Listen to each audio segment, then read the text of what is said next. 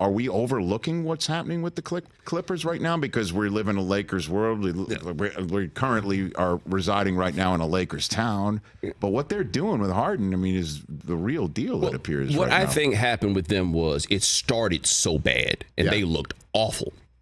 And once it started bad and it looked awful, I think that people decided they were going to be awful, and then they went back to paying attention to football. And then they're going to have this moment where they come back and they're like, yo, have you heard that the Clippers have actually been over here killing it? Because it's a bit shocking to me. Mm-hmm. They confirmed all the skepticism anybody would have about adding James Harden in the first place. And I do think that they're being overlooked. But I also think nothing they do with James Harden matters until we start talking about the postseason, because we've seen it from him so many times where it's not small sample stuff anymore. You get to the end and you got to look at that dude and be like, okay, what are we going to get from you? And if you can't get anything from him, he will effectively neutralize Kawhi Leonard, who is literally one of the greatest postseason performers who's ever lived. You're hoping that sort of thing, and the Paul George that we saw when Kawhi got hurt in the postseason, he stepped up. You're hoping that all of that can matter more than James Harden, and that you don't have to give Harden the ball so much that he can sink your whole ship. But the problem with Harden has been less that he did not show up in the postseason. Not showing up is not such a big deal. Other people can cover for you when you don't show up to work. But when you show up to work and just start throwing stuff around and breaking things, now we got a whole different problem. Can he show up and not mess things up? That's what we're going to get the answer for. Because he usually does break the franchise when it all comes down to it, because he wants to leave, right? Like that's been the MO for it. So you're saying he's great in the regular season. You're wondering if he's show up in the postseason. He's the Cowboys with a beard? Is that what you're saying? Fair. Pretty much. I'm just trying to figure out he's the Cowboys with a beard, because I just want to make sure, because the guy over your right shoulder, TJ Jefferson, is that rare subset of Cowboys Clipper fans. Really? TJ? You want to chime in right here, or what? I mean, what's there to say? Everything he said is true until it gets done in the postseason. It is what it is. Because I'm looking at you, and you seem to be about my age, so I can understand. Oh, he won't tell you how old he is. Yeah, I know. I'm just guessing here, right? How old are you, Bomani? I am 43.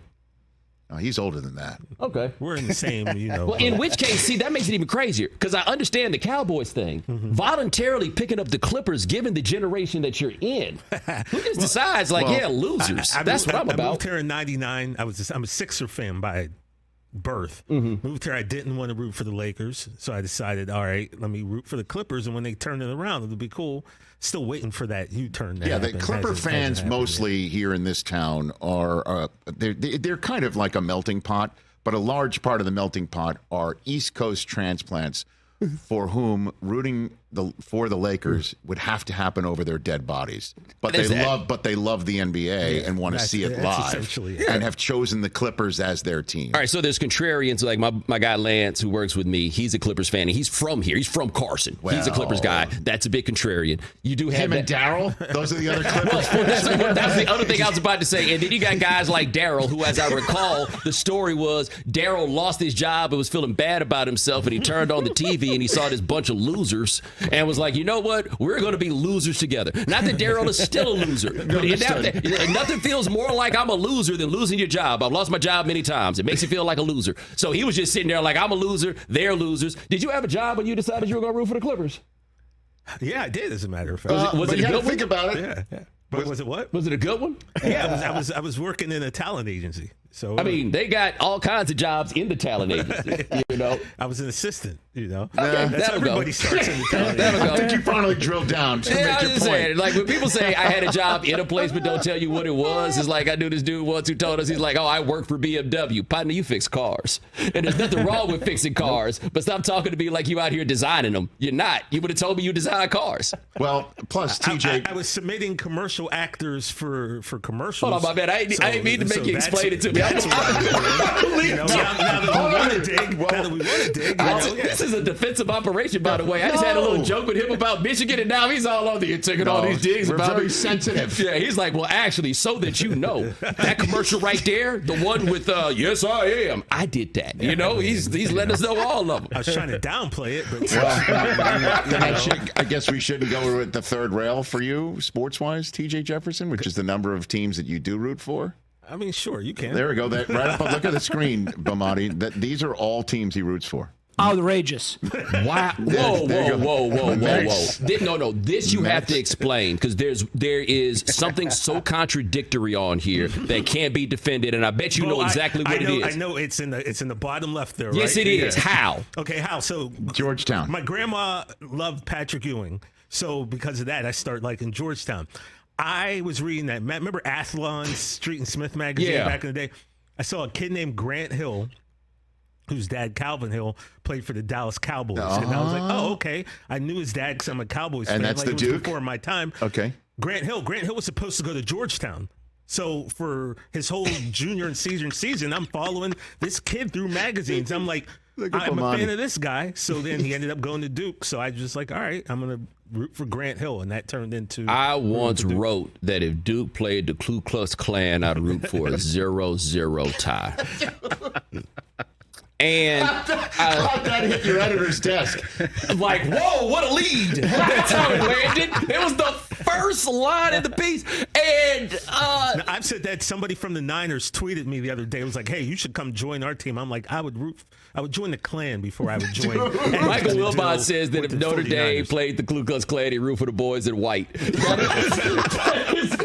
There's a lot about that, but you can't be a Duke fan and a Georgetown fan of that era because the whole reason to root for Georgetown is the antithesis of Duke. The whole reason they root for Duke is because they hate Georgetown. I liked Grant Hill. I don't know what to say.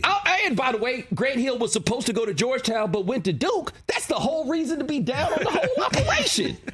In fact, that makes me look at Grant Hill a little bit funny.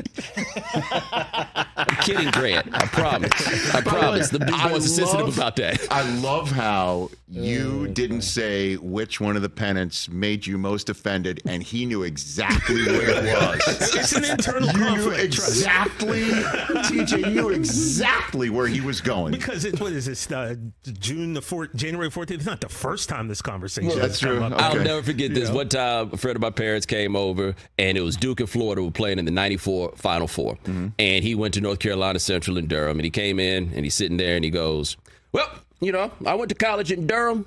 Think I'm rooting for Duke today. And it was like the needle went off the record, and everybody just froze and looked around. And my mother, the sweetest woman I have ever met in my life, looked at him and explained he would be watching the game somewhere else if he was going to think he was going to come in here and root for Duke. Really? Wasn't happening. So did he get ejected? No, he chilled out. He just kept quiet. If you get a chance, go on YouTube. My show Game Theory from HBO. Yes. Our Duke episode is still up there, and you will understand it's a very serious thing for a lot of us that stopped us from rooting for Duke. But some of us was raised different, Ask me what happens when Duke plays Georgetown, though, or Duke played Michigan.